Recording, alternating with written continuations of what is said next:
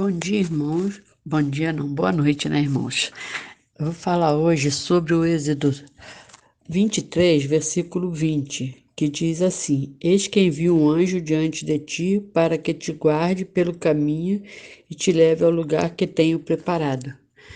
Essa mensagem uma pessoa me mandou já tem mais de 20 anos e eu ainda estou com o papelzinho que ela me mandou aqui. Essa pessoa foi muito importante na minha vida e mesmo ela já tendo partido, ela continua sendo. Essa pessoa sempre falava para mim, né, que acima de qualquer problema a gente tinha que colocar Deus. E nós conversávamos muito sobre isso, né? Então ele me falou sobre, me deu um papelzinho escrito sobre esta mensagem. Aí hoje eu estou passando para os irmãos que é muito importante a gente saber que Deus envia um anjo para nos guardar pelo caminho, que a gente tem apenas que confiar, confiar somente e entregarmos as nossas vidas a Ele. Oremos.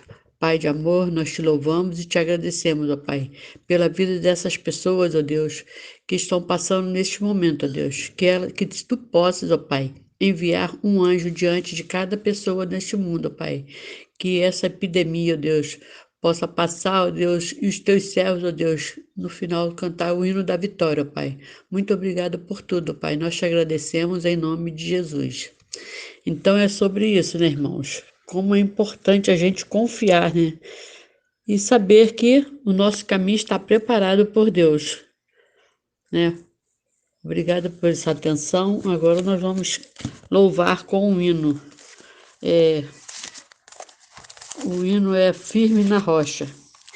Que alicerce tendes para construir uma casa firme para resistir grandes tempestades que há de chegar e a instável casa há de derrubar.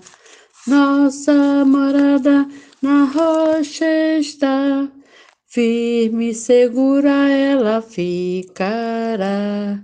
Quando o temporal contra ela der, há de resistir todo o seu poder.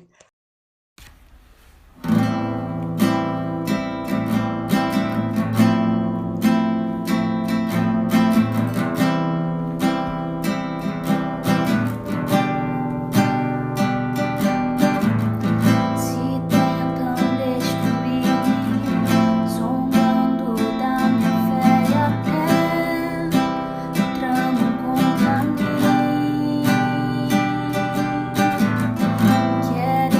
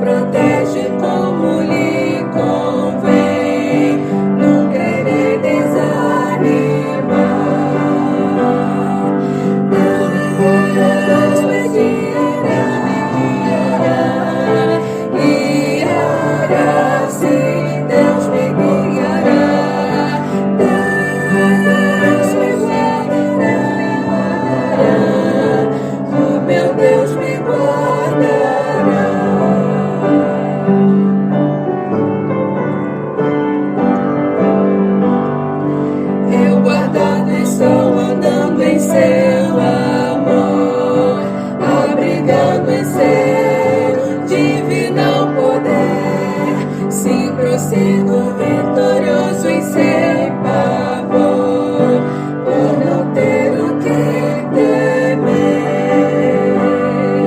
Deus me guiará, sim, Deus me guiará. Deus me seguirá, o meu Deus me guardará.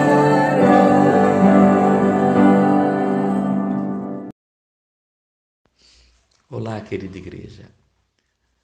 Tenha todos um bom domingo e obrigado pela oportunidade de estar compartilhando com vocês a palavra de Deus. Nós estaremos fazendo uma leitura e uma reflexão sobre a vida cristã e o sofrimento, que está expressa nos textos de 1 Pedro 4, de 12 a 19. O texto diz o seguinte: Amados, não estranheis o fogo ardente que surge no meio de vós, destinado a provar-vos, como se alguma coisa extraordinária vos estivesse acontecendo. Pelo contrário, alegrai-vos na medida em que sois coparticipantes do sofrimento de Cristo, para que também, na revelação da sua glória, vos alegreis exultando. Se pelo nome de Cristo fois injuriados, bem-aventurados sois, porque sobre vós repousa o Espírito da glória e de Deus. Não sofra, porém, nenhum de vós como assassino, ladrão, ou malfeitor, ou como que se intromete em negócios de outrem. Mas se sofrer como cristão, não se envergonhe disso. Antes, glorifique a Deus com esse nome. Porque a ocasião de começar o juízo pela casa de Deus é chegada.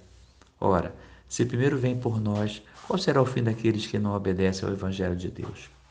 E se com dificuldade que o justo é salvo, onde vai comparecer o ímpio? Sim, o pecador.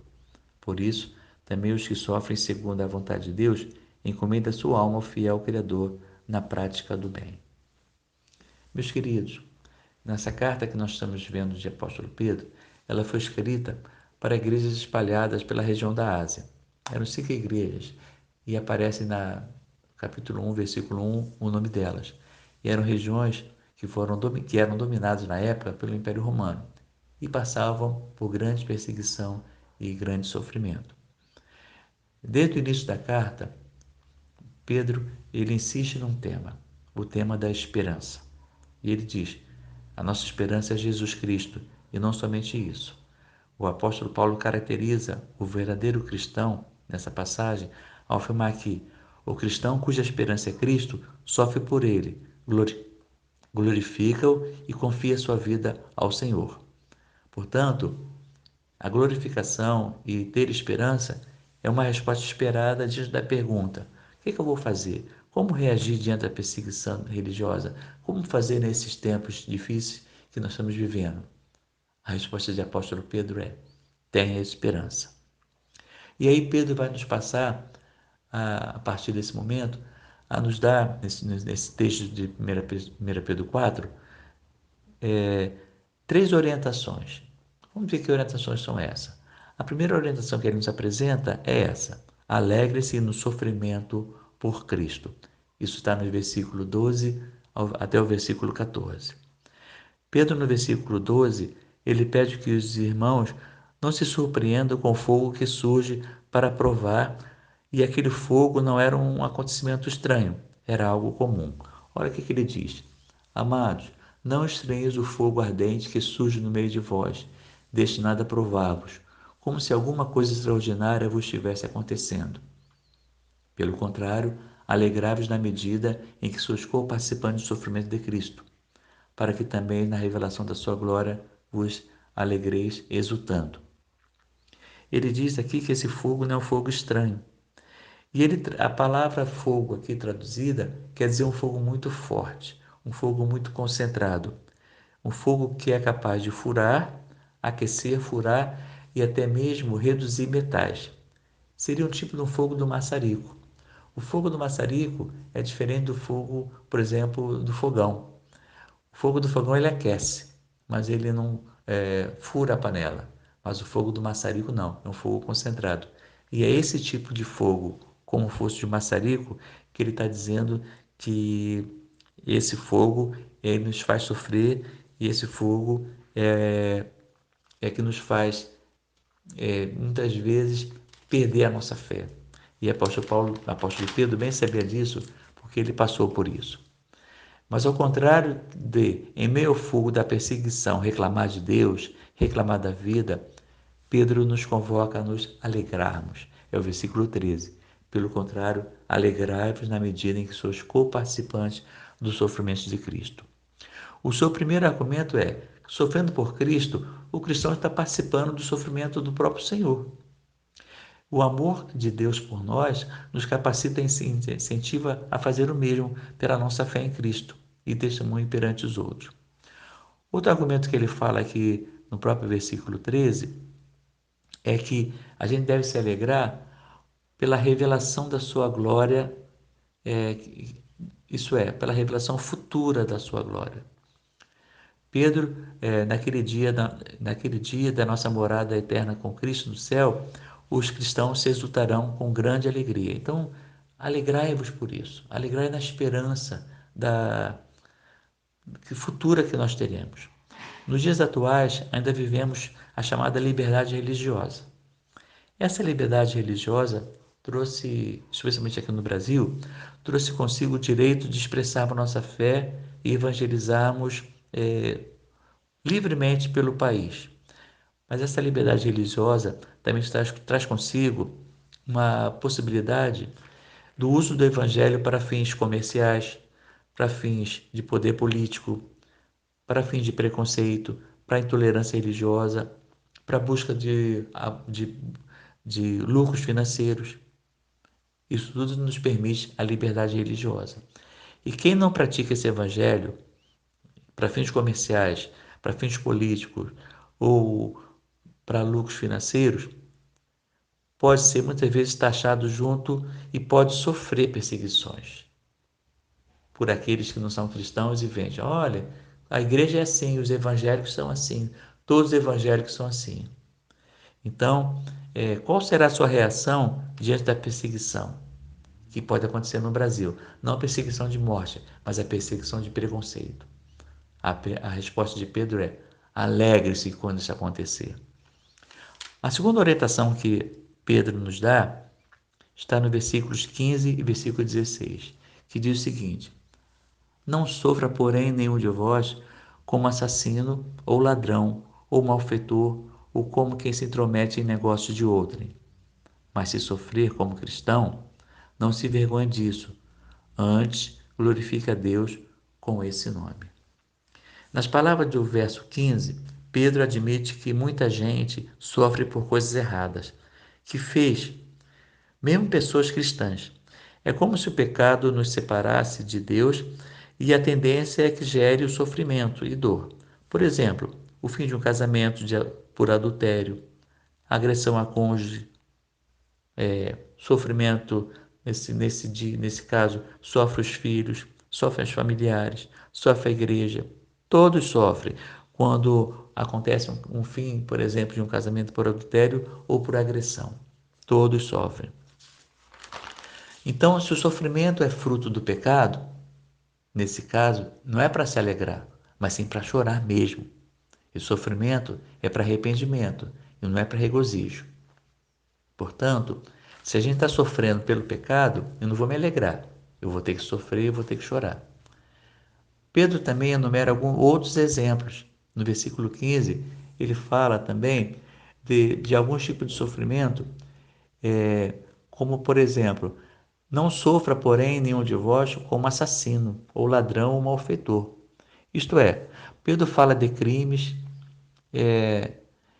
ele fala de crimes graves e crimes menos graves. Ele fala até de falta de educação, fala de fofoca. O que diz o versículo aqui, versículo 15? Não sofra, porém, nenhum de vós como assassino, ou ladrão, ou malfeitor, ou como quem se intromete em negócios de outrem. Interessante, né? Se intromete em negócio de outrem. Ou seja, se o sofrimento é fruto de pecado, de ter matado, ou de ter feito uma coisa grave, ou até feito por falta de educação, a ideia é que a dor causada conduza, sim, não à alegria, mas ao arrependimento.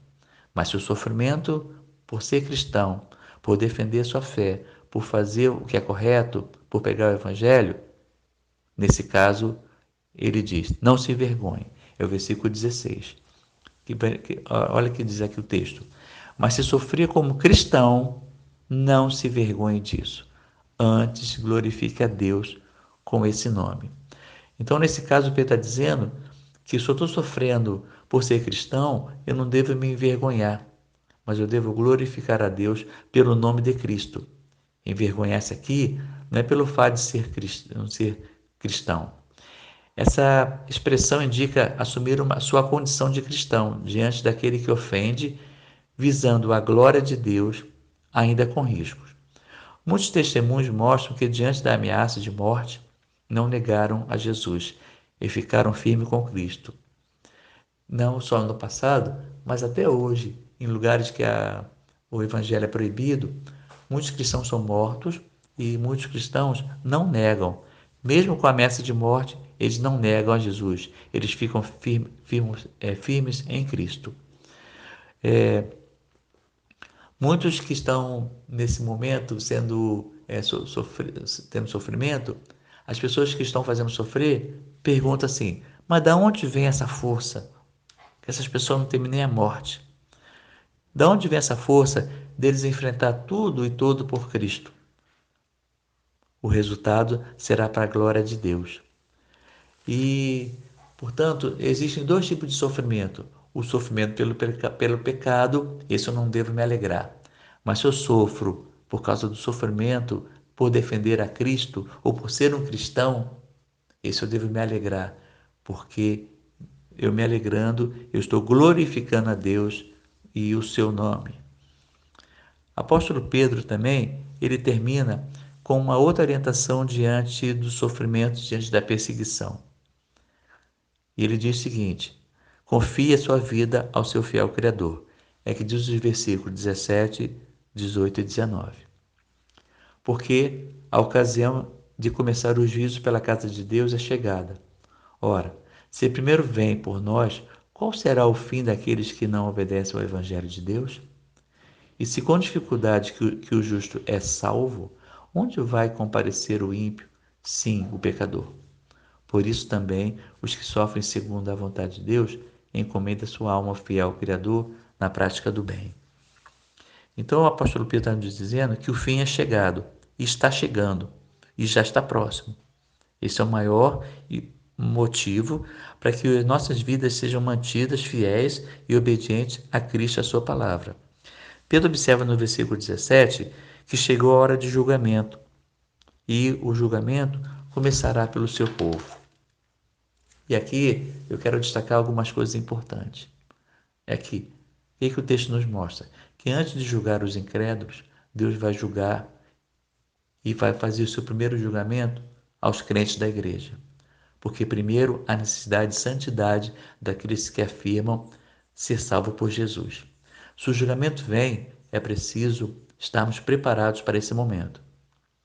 E essa verdade nos impulsiona mais ao trabalho da evangelização, já que nem os salvos estão livres do juízo de Deus, e o que acontecerá com aqueles que não seguem o Evangelho e rejeitam a Cristo. Agora observe o versículo 18. O que ele fala aqui? E se é com dificuldade que o justo é salvo, onde vai comparecer o ímpio? Sim, o pecador. Pedro não está dizendo que a nossa salvação é difícil, ou que depende de esforço pessoal. A salvação é um presente que deve ser recebido. No entanto, Pedro sabe que ser salvo inclui uma vida de santidade. E é aí que mora aquilo que ele fala da dificuldade. Há uma obra a ser feita por cada pessoa, e quem é de Cristo fará essa obra. Portanto, ser salvo é só aceitar Jesus no seu coração. Mas ter uma vida de salvação inclui uma vida de santidade. E para termos santidade é uma obra, e essa obra exige esforço. Portanto, não basta apenas ser salvo, mas você tem que viver uma vida de um salvo. E para terminar, no versículo 19, ele nos afirma o seguinte: por isso, também os que sofrem segundo a vontade de Deus, encomendam sua alma ao fiel Criador na prática do bem. Por que confiar a vida ao Criador? Aqui temos a ideia de um Deus que é onipotente, que criou todas as coisas e que a todas as coisas sustenta. Sendo assim, confiar ou entregar as nossas vidas a Deus indica crer que Ele pode suprir todas as nossas necessidades. Então, meu irmão, entregue o seu dia a dia ao Senhor. Nós estamos vivendo um período de pandemia, um período de estabilidade emocional, um período de estabilidade até mesmo política. E a gente não deve recuar, mas a gente deve, assim como ele fala, entregar a nossa vida, encomendar a nossa vida ao fiel Criador e fazermos o bem, porque Deus sabe todas as coisas. É confiar e essa confiança diga: eu entrego, Senhor. Eu não sei como vai ser amanhã, mas eu sei que amanhã vai ser bom, porque o Senhor está comigo. Portanto, meus amados, concluindo, não sabemos o que nos acontecerá pela frente, mas somos convidados a manter a nossa esperança em Jesus, sofrer por causa do Evangelho, se necessário, glorificá-lo, não negando, mas assumindo a nossa posição de cristãos. Muito obrigado por essa oportunidade. Tenha a todos um domingo abençoado na presença do Senhor. Amém. Oremos então, meus irmãos, agradecendo por mais um domingo abençoado que o Senhor nos concedeu nesse período e que a gente possa estar sempre buscando o Senhor e a sua palavra. Oremos. Obrigado, Senhor Deus, porque não estamos sós. Obrigado, Senhor Deus, porque a tua palavra nos orienta a como passar por momentos difíceis. Obrigado pela tua palavra, Pai. Obrigado porque o Senhor, Ele supre a nossa necessidade e nos ajuda a passar no meio das dificuldades. Obrigado, Senhor Deus, porque a gente não está só e que a gente aprenda, não apenas aprenda, mas aprenda e pratique a glorificação do Senhor nas lutas. Também quero te agradecer, ó Pai, porque as provações e as dificuldades, elas nos ajudam a nos identificarmos com Cristo e que a gente sempre, a gente possa entregar nossas vidas ao fiel Criador, sabendo que Ele sabe todas as coisas, muito antes das coisas acontecerem. O Senhor sabe o que vai passar conosco, então a gente possa confiar, porque a tua palavra também diz que o Senhor é nosso pastor e nada nos faltará. Muito obrigado também pela igreja de Costa Barros, ó Pai. Em especial, quero colocar nas suas mãos esse novo ministério, um novo pastor, essa pessoa que já tem separado para ser um novo líder, o guia espiritual da tua igreja. Tenho certeza, ó Pai, que a pessoa indicada, a pessoa certa, que o Senhor já preparou, está por vir, mas que também a gente esteja preparado para o novo pastor. Não apenas que o pastor esteja preparado para a igreja, mas que a igreja esteja preparada para recebê-lo, com espírito de amor, com espírito de mansidão, com espírito de ajuda, com espírito de sabedoria, com espírito de discernimento e, sobretudo, com o espírito de procurar fazer a tua vontade e fazer a tua obra. Louvado seja o seu nome por esse domingo e por essa palavra. Era o Senhor que eu te faço, agradecendo por todas as bênçãos recebidas. Em nome de Jesus, amém.